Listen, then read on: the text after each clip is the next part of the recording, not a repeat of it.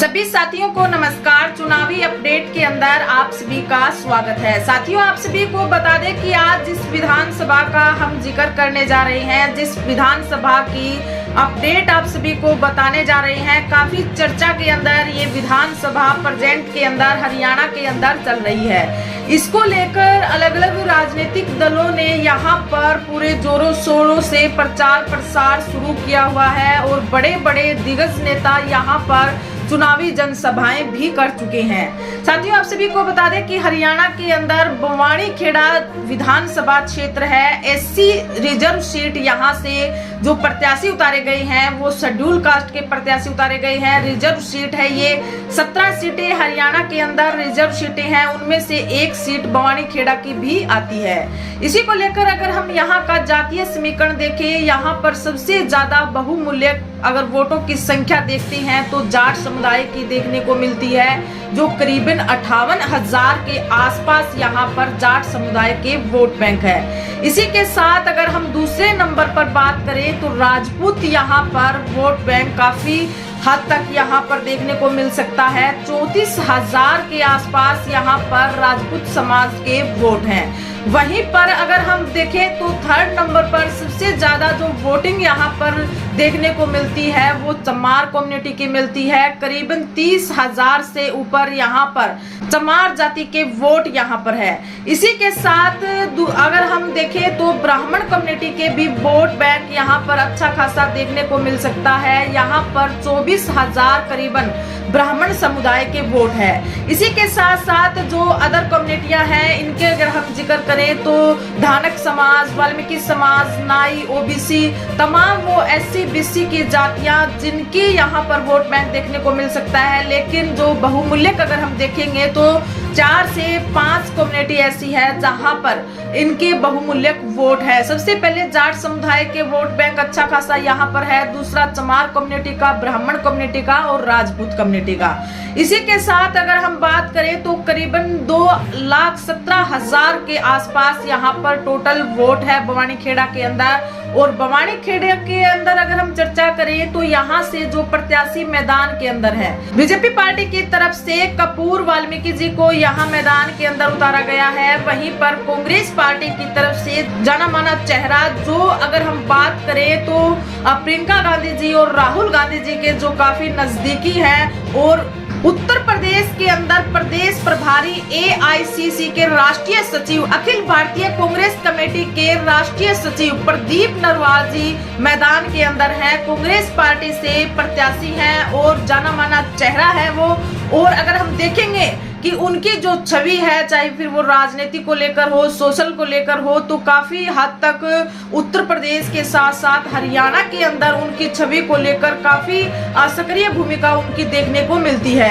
इसी के साथ साथ अगर हम जिक्र करें तो जो अन्य राजनीतिक दल है, बसपा पार्टी और नेलो पार्टी की तरफ से जो प्रत्याशी उतारे गए हैं, संदीप जनागल जी मैदान के अंदर है। वहीं पर अगर हम बात करें तो कांग्रेस पार्टी की तरफ से 2 और अन्य नेता जो बवानीखेड़ा के अंदर प्रत्याशी के तौर पर दावेदारी रख रहे थे, उसमें सबसे बड़ा अगर हम नाम देखें तो पूर्व के अंदर एमएलए भी रहे हैं रामकिशन फौजी जी, और वहीं पर सतबीर रतेरा जी जिन्होंने काफी संघर्ष उस फील्ड को लेकर किया और वो लाइन के अंदर थे, लेकिन उनको टिकट ना देकर यहाँ से प्रदीप नरवाल जी को टिकट दी गई। और प्रदीप नरवाल जी बवानीखेड़ा के अंदर जैसे ही उन्हें प्रत्याशी बनाया गया तो प्रचार प्रसार तेजी से हुआ और पूरे हरियाणा के अंदर बवानीखेड़ा की जो सीट है वो चर्चा के अंदर आ गई। साथियों, आप सभी को बता दें कि प्रदीप नरवाल जी छात्र नेता रहे हैं जेएनयू के अंदर। उन्होंने छात्र नेता के रूप में काफी काम वहां पे किया है छात्रों के हितों के लिए, और छात्रों के मुद्दों पर काफी वो सक्रिय रहे। जेएनयू से उनकी राजनीति की शुरुआत हुई।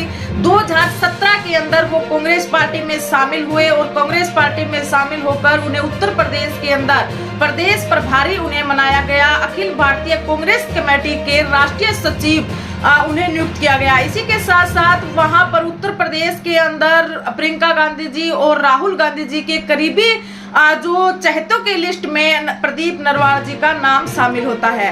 इसी के साथ साथ बवानीखेड़ा के अंदर अभी उन्हें प्रत्याशी बनाया गया। जो दो और अन्य जो सतबीर रतेरा जी थे और वहीं पर रामकिशन फौजी थे, उनकी टिकट ना देकर प्रदीप नरवाल जी को यहाँ पर प्रत्याशी बनाया गया। उसी एवज में रामकिशन फौजी ने प्रदीप नरवाल जी को समर्थन दे दिया है और वहीं पर सतबीर रतेरा जी आजाद उम्मीदवार के तौर पर वहां पर चुनाव लड़ रहे हैं। इसी के साथ साथ अगर हम बात करें तो प्रदीप नरवाल जी छात्र नेता से छात्रों के हितों की और छात्रों के मुद्दों पर राजनीति करते करते आज कांग्रेस पार्टी से बवानीखेड़ा विधानसभा से वो चुनाव लड़ रहे हैं। और यहाँ पर राजनीति के अंदर आने का उनका मेन मकसद जो वो लेकर आए हैं, जो उनका विजन है, जो उनकी इच्छा है, जो राजनीति के अंदर वो सोच रखते हैं और क्या कुछ कार्य वो बवानीखेड़ा की जनता के लिए करना चाहते हैं, इसको लेकर प्रदीप नरवाल जी की काफी अपडेट हमारे सामने निकल कर आई कि वो किस विजन के साथ बवानीखेड़ा के अंदर राजनीति करने के लिए उतरे हैं।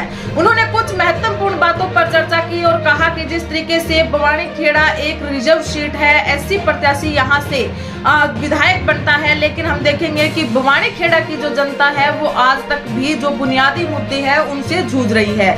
बवानीखेड़ा के अंदर अगर प्रदीप नरवाल जी की जीत होती है तो वो किस विजन के तहत कार्य करते हैं, उन पर उन्होंने बखूबी से चर्चा की।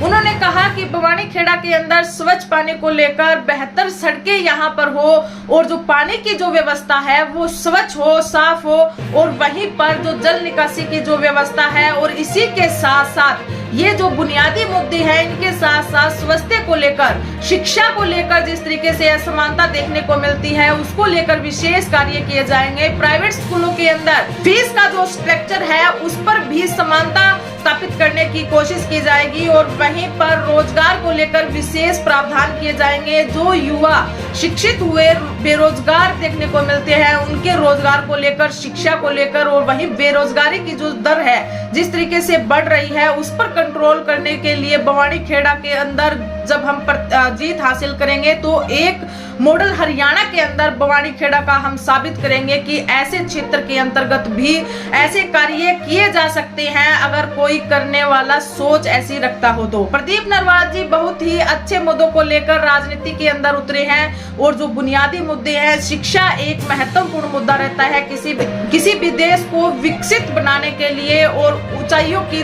बुलंदियों तक लेकर जाने के लिए शिक्षा महत्वपूर्ण पायदान है।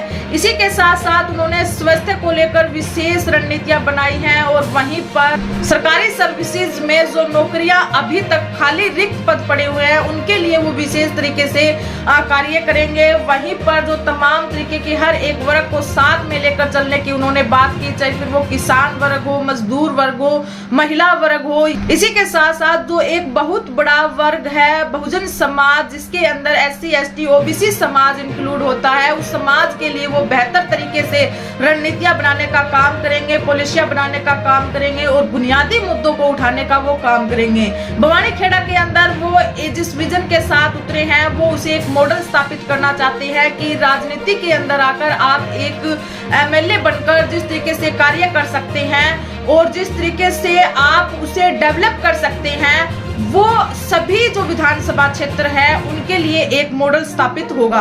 बवानीखेड़ा के अंदर अगर हम देखेंगे तो प्रेजेंट के अंदर बीजेपी पार्टी की तरफ से कपूर वाल्मीकि जी मैदान के अंदर है, वहीं कांग्रेस पार्टी से प्रदीप नरवाल जी है। दोनों के अंदर अगर हम देखेंगे तो जो रुझान निकल कर आ रहा है, जो संपर्कों के माध्यम से पता चल रहा है कि प्रदीप नरवाल जी जीत हासिल कर रहे हैं और प्रदीप नरवाल जी भारी मतों के साथ बवानीखेड़ा से वो जीत हासिल करेंगे। उनके प्रचार प्रसार के लिए भी कांग्रेस पार्टी की तरफ से जो बड़े लीडर हैं वो वहां पर पहुंच रहे हैं। इसी में अगर हम बात करें तो कल जो उनका कार्यक्रम रहा, कैप्टन अभिमन्यु जी वहां पर पहुंचे थे और प्रदीप नरवाल जी के लिए वोटों की अपील की थी। और इसी के साथ साथ कल का जो कार्यक्रम है, प्रियंका गांधी जी बवानीखेड़ा के अंदर पहुंच रही है और प्रदीप नरवाल जी के लिए वोटों की अपील के लिए, उनके समर्थन के लिए और कांग्रेस पार्टी को वोट देने के लिए और जनता से अपील करने के लिए प्रियंका गांधी जी उनके समर्थन के लिए बवानीखेड़ा के अंदर पहुंच रही है।